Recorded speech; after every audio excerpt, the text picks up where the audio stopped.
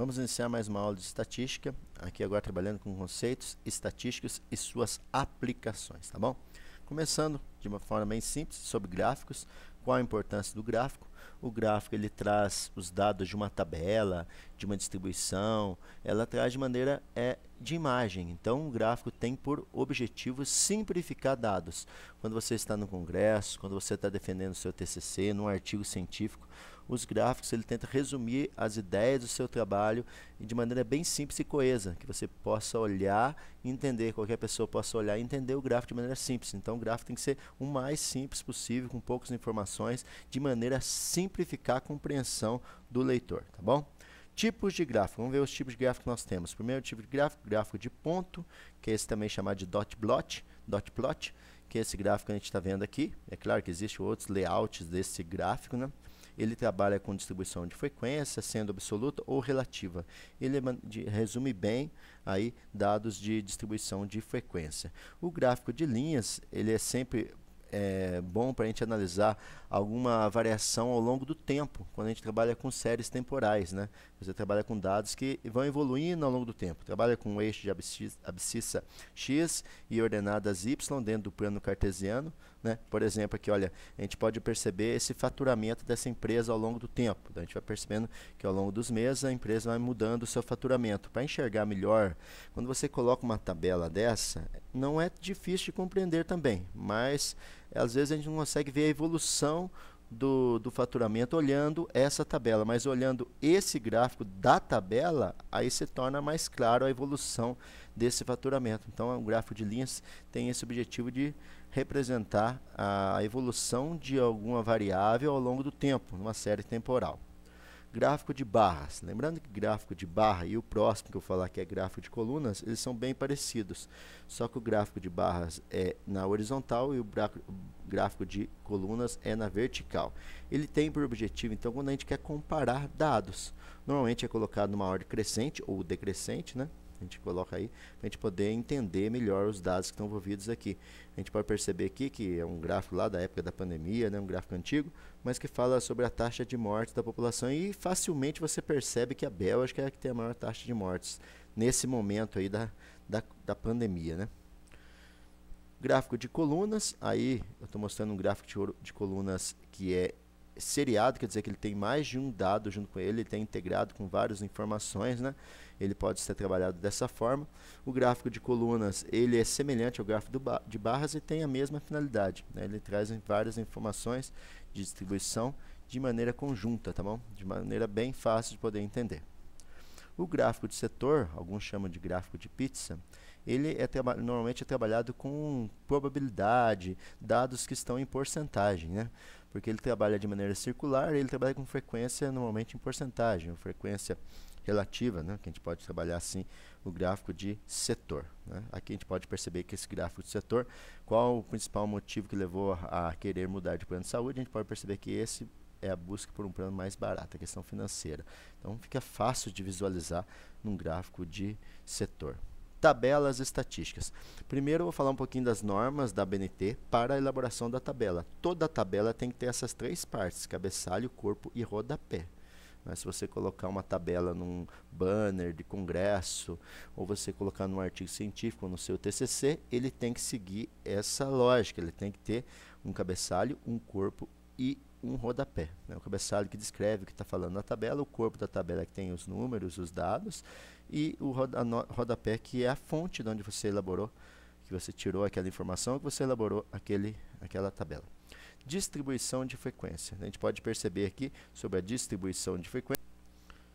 A distribuição de frequência trabalha com essa ideia de trazer informações numéricas através de intervalos, né? A gente pode perceber aqui, a gente pode ver que aqui a gente trabalha com intervalo, e nessa distribuição de frequência, assim como no slide anterior, mostra que tem aí o cabeçalho, o corpo e o rodapé.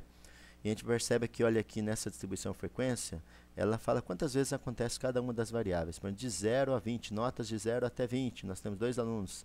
Alunos com nota de 20 até 40. Nós temos 7 alunos. Então, tá essa frequência absoluta, no caso aqui, frequência simples absoluta, em relação a esses dados que a gente está trabalhando aqui.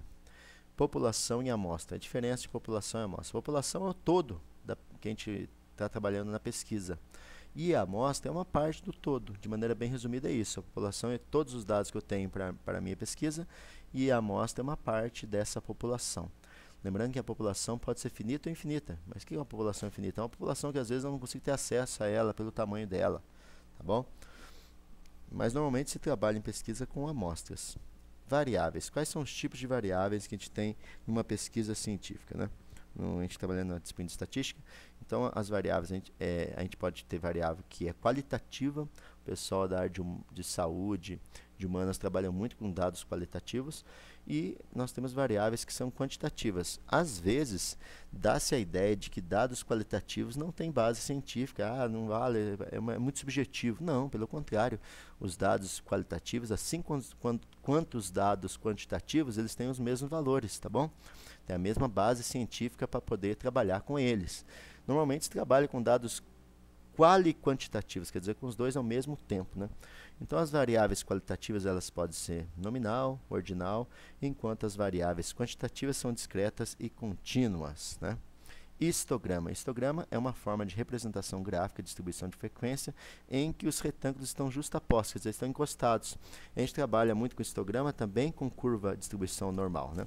A gente pode perceber que esse gráfico de histograma tem uma distribuição normal, ela tem uma normalidade na sua curva de efeito. Nós temos uma média central e uma pequena variação nas extremidades, né? Então, ela é muito utilizado na área de humanas também e da saúde para desenvolver pesquisas científicas. O polígono de frequência, que é o gráfico de linha que é elaborado a partir do histograma, que eu falei para vocês da curva de normal, distribuição normal. O polígono de frequência acumulada, que é o gráfico de linha também trabalhado, expressado aí, transformando uma distribuição de frequência acumulada em gráfico, né? Essa tem a certa tendência de demonstrar o dado desse formato. Como é que a gente pode construir uma tabela de distribuição de frequência? Então, para a construção de tabela de distribuição de frequência, nós vamos seguir os seguintes passos. Primeiro passo, determinar a amplitude total, quer dizer, o tamanho desse dado que eu vou trabalhar. Depois, estimar o número de intervalos, quantos intervalos vou ter nessa minha tabela, né? Depois, estimar a amplitude de cada intervalo, o espaço de cada intervalo que vai ter. E depois, formar a tabela de acordo com as informações anteriores que a gente viu das normas, tá bom? Então, olha para você ver, eu tenho esse exemplo aqui, o tempo em segundo para a carga de um aplicativo no sistema compartilhado. A gente vê 50 observações de um tempo em segundos para uma carga de um aplicativo. Aí tem 5,2 segundos, 6,4 segundos e assim tem as 50 observações. Como é que eu posso organizar isso? Primeira coisa, pegar aí quais são os maiores e o menor tempo, que vai ser a amplitude total, né? Que eu pego o menor tempo e o maior tempo. Então, eu pego maior tempo menos menor tempo. Então, esses dados variam 13,4 segundos, né? Então, existe uma diferença de 13,4 segundos do menor dado até o maior dado, que a gente chama de range, né? Amplitude total, tá bom? Depois, que é estimar o número de intervalos, que é o número das classes, né? A gente segue algumas normas, umas fórmulas. Para o número de intervalos, nós utilizamos o seguinte: K, que é a quantidade de classes, dividido pelo número, é igual a quantidade de intervalos é igual à raiz quadrada da minha população. Se a minha população tiver mais do que 25, a gente utiliza aí uma classe 50, né? A gente pega e faz isso. Falando para vocês aqui, o número de intervalos então é o K, né? Trabalha com a raiz quadrada da quantidade de dados que eu possuo. Se o meu K, se eu tiver um N, quer dizer, o meu estudo trabalhar com dados e o número de dados for maior do que 25, eu faço a raiz quadrada. Mas se for igual a 5, quer dizer que se for um número menor do que 25, eu trabalho com 5 classes. A tabela precisa ter no mínimo 5 classes. Então, se meus dados for menos do que 25 dados que eu possuo, eu trabalho com 5 classes. Mas como eu tenho agora nessa amostra 50 informações, então eu tenho que fazer esse cálculo, que é o número de classes igual a raiz quadrada da quantidade de dados que eu possuo, que é 50, que deu 7,7. Então, vou ter 7 classes, né? O mínimo que eu falei para vocês é 5 classes para uma tabela. Mas a gente vai trabalhar no nosso caso, como a gente tem 50 dados, com 7 classes. Ou eu posso utilizar essa forma de Sturgers, que é o seguinte, que eu pego a quantidade de classes é igual a 1 mais 3,22 log de n. Fazendo esse cálculo, também a gente vai ter o número 7, né? Porque se a gente pegar 1 mais 3,22 vezes o log de 50 vai dar 7. O valor vai dar também 7. Então, em todo caso aqui, nós teremos 7 classes. Lembrar que sempre importância sobre o número de classes no intervalo, tá bom? Agora, terceiro passo, estimar a amplitude dos intervalos, quer dizer, que tamanho que vai ter cada intervalo. Para calcular a amplitude do intervalo, eu faço o seguinte: primeiro, eu faço esse cálculo. A amplitude do intervalo é igual a minha amplitude total. Para calcular a amplitude de intervalo, a gente utiliza essa fórmula, que a amplitude de intervalos é igual a amplitude total dividido pelo número de classes. A nossa amplitude total, que a gente tinha feito o cálculo, deu 13,4. Dividido pelo número de classes, que é 7, vai dar 1,92. Quer dizer que cada intervalo vai ter por volta de 2 dados, né? Por volta de 2 dados por intervalo. Vamos lá, continuando. Então, montando aí a nossa tabela, a gente faz o seguinte cálculo, né? A gente pega aí, olha, começa o menor valor que a gente tem, que é o limite inferior, é o 4,70 segundos dos dados que a gente tinha, somado com a amplitude da classe, que é 2, que é 1,92, né, que a gente tinha um valor de 1,92, deu 6,62. E assim a gente pega depois o 6,62 e soma com 1,92, dá 8,84. E assim a gente vai tendo todos os dados para a nossa tabela. E aqui a gente coloca quantos valores daquele que a gente possui estão entre 4,70 e 6,62. Então a gente percebe que dos dados que a gente possui, 34 dados estão nesse intervalo de classe, acumulando então 68% dos dados. E assim a gente vai fazendo com cada intervalo até chegar o total, que é 100%, tá bom? Continuação. Outra informação agora que a gente vai trabalhar aqui é sobre diagramas de dispersão. O diagrama de dispersão, ele é utilizado para fazer correlação de dados. Normalmente são dois ou mais dados que a gente quer correlacionar, não é? Olha, por exemplo, se a gente correlacionar os dados e na correlação de dados, que a gente formar um gráfico de pontos, e ele tiver essa distribuição aqui, olha, quer dizer que existe uma correlação positiva, mas fraca. Lembrando que a correlação positiva, ela sempre vai crescendo, né? As duas variáveis vão aumentando e vai aumentando também os valores dos dados. E na correlação negativa, os dados vão caindo, né? Que quer dizer uma correlação negativa. Aumenta um, diminui o outro. Nesse caso da correlação positiva, é quando aumenta um valor, também aumenta o valor do outro. A gente vai pegando aqui uma correlação direta. Vou mostrar um exemplo dessa correlação. Olha para você ver.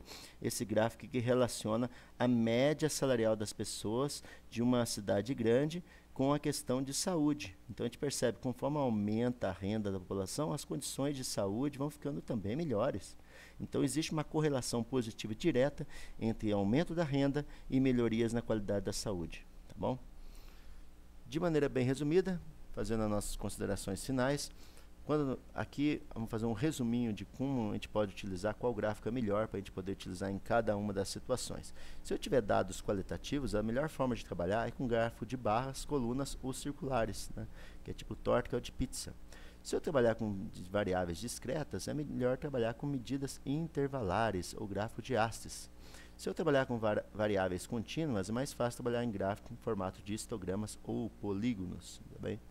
Se eu trabalhar com séries cronológicas, é melhor trabalhar com gráfico de coluna ou curva ou barra. Se eu trabalhar com séries específicas ou geográficas, é melhor trabalhar com gráfico de colunas, barra ou setor. Lembrando aqui que fica a critério de cada pesquisador adequar melhor os seus dados aos gráficos e a maneira que você pretende trabalhar, que melhor ilustre o seu trabalho.